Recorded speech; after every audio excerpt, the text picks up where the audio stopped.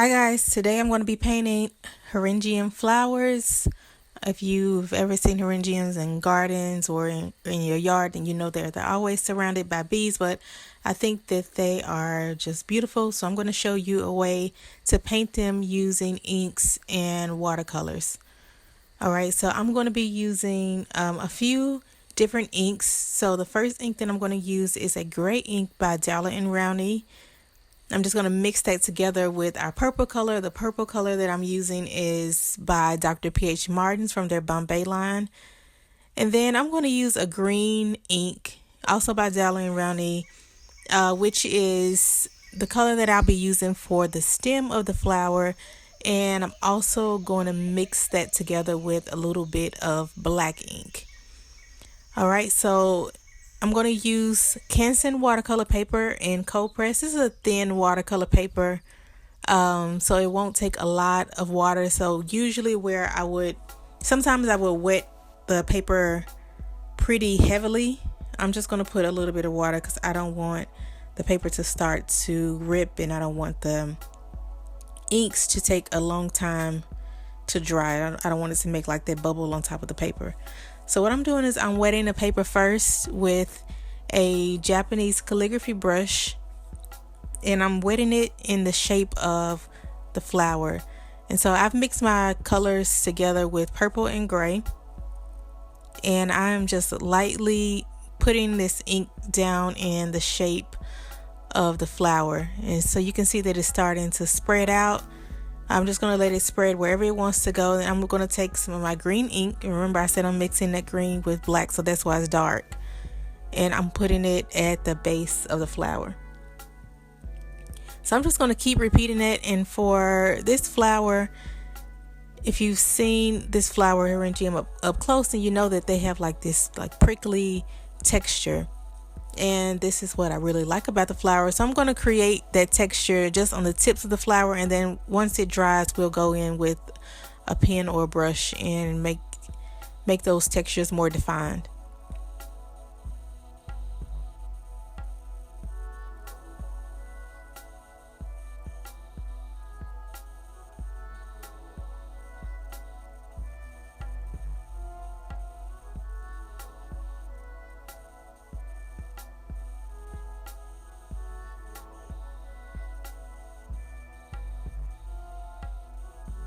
Alright, so we're ready to start the second Eryngium flower. So what I'm going to do is I'm going to let it get looser and looser as I keep drawing the flower. So the first one is pretty detailed. It has a lot of color, and I also started to draw like the leaves surrounding the flower. For the next one, I'm just going to be a little more loose. So I'm starting to slowly raise my hand up off of the brush, so my hand is towards the end of the brush now, and I'm lightly sweeping this brush across the page. And what I'm doing is I'm just taking the ink that I have at the base of the flower to make the leaves around it. So it's almost like the leaves cover the flower almost like a little cup. And the leaves are also textured, so I really love painting this flower because of its texture, and also this flower is great for print designs. So for this flower, I'm going to mix more gray. So it's almost like a mixture between a lavender and a gray color for this one, and it's even looser.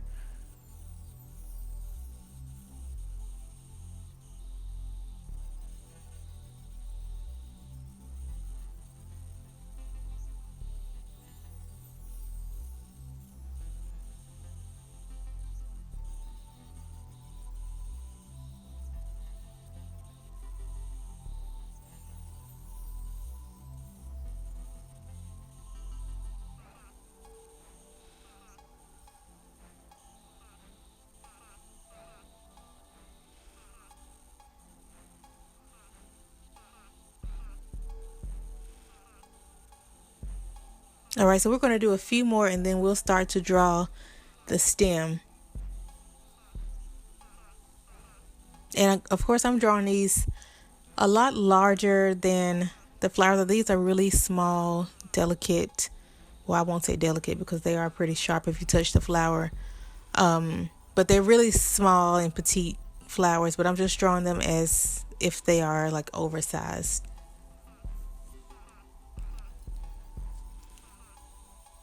So the leaves surrounding this particular flower, I've mixed more of my green and black color, and just a small touch of black is in this mixture. And if you want to see exactly how I mix colors together, I highly suggest taking my online course, Flowers in Watercolor, where I go more in detail about how to mix inks and watercolors.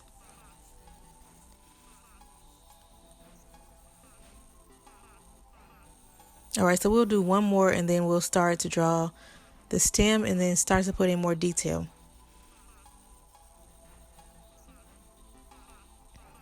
So can you guys see how I'm allowing it to be a lot more loose as we keep going? And really, if you wanted to, you could just put down a little bit of water and put down just a splash of inks and allow the inks to just spray. Just give it some time to spread out and to flow, and you won't even have to create this texture yourself if you don't want to. But I just choose to create a little bit, or to give the flower a little help.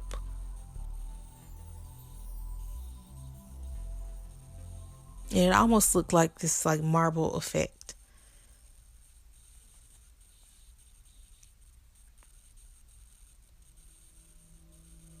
Alright, so you can see that the base of this flower, under the leaves, there's this small bit of texture, like a spiky texture. So I'm just going to create that by mixing together more purple, and then I've taken some watercolors.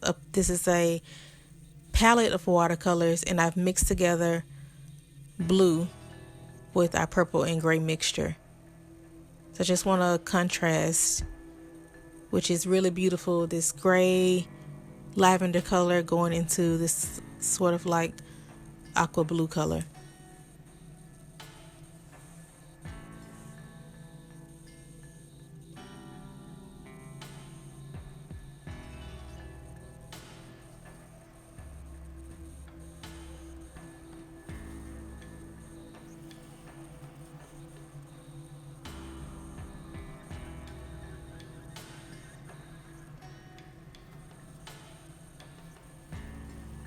All right, that's done. I like the way that looks.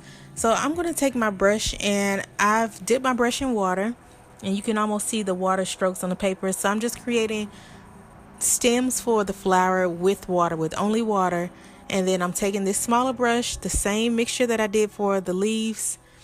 I'm just drawing lines, and the inks are going to flow a little bit wherever I put the water, but this is more like a line drawing, and I'm just drawing these straight and some of them curved lines to paint the leaves. We'll paint the stems rather. All right. The leaves on the stems are also very textured. They have like these spike-like textures sticking from the leaves. So I'm just gonna draw that on a few of them. I'm not gonna go too crazy because I feel like if I do too much of that, then it becomes a little overworked and then it becomes too busy. And I really want this painting to look effortless, almost like you just, whips it up in a few minutes. Well, we did whip it up in a few minutes, but we just don't want it to look like we worked too hard for it. So I'm only going to put that texture on a few of the leaves. And you can see the leaves up close, what I mean about the spiky texture.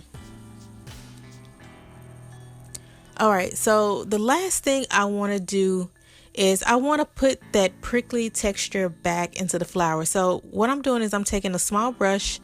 I've kind of mixed all of my colors together, the purple, the gray, the green, and I'm creating this texture with the tip of my brush only on a part of the flower. So just like we did the spike only on a few of the leaves, we're only going to do that a part of the flower. We're not going to fill the whole flower up with texture unless you want to. I really like to leave some negative space, some, a little bit of the flower flower's interpretation to the viewer's imagination. You know, you see that it's partially prickly, so you just imagine that the full flower is like that, if that makes sense. So I'm going to do that to all of the flowers, and then I'm going to take one of my favorite pens, and I'll leave a link in the description box to this pen. It's a metallic pen, and I'll put a little bit more detail with the pen. So you see how that brings it together? You know, at first, if you are familiar with this flower, when you look at it without the texture, you might know what it is, you might not. But once you put that texture piece on it, then you automatically know that this is this flower.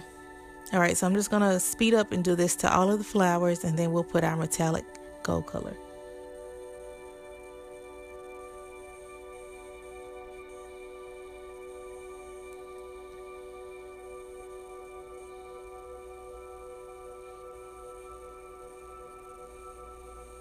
All right, so this is a metallic brush by a brand called Kuretake, and I'm pretty sure you can purchase this in art stores throughout if you ever go to Japan, but I will leave a link in the description box where you can purchase this on Amazon.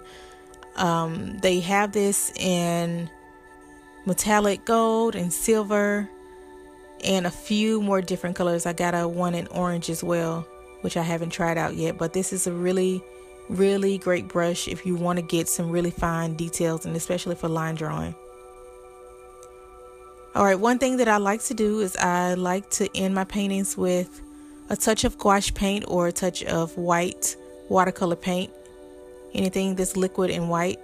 And I've just put that on a few flowers, and that's pretty much our finished painting. As you can see, I've only painted the painting on the right side of the paper. I left the entire left side completely empty with that beautiful negative space to give the flower a nice composition and let the flowers breathe. We don't want to fill up the whole page and make it too busy. Always remember to sign your paintings once you finish, and I hope you guys will try this. And if you do, please tag me in it on social media using the hashtag by Kris Keys. I love to see the paintings that you recreate from these videos. And also subscribe to this channel if you like videos like this, and I've also leave a link for my online courses on watercolor painting. Have a great week. Ciao.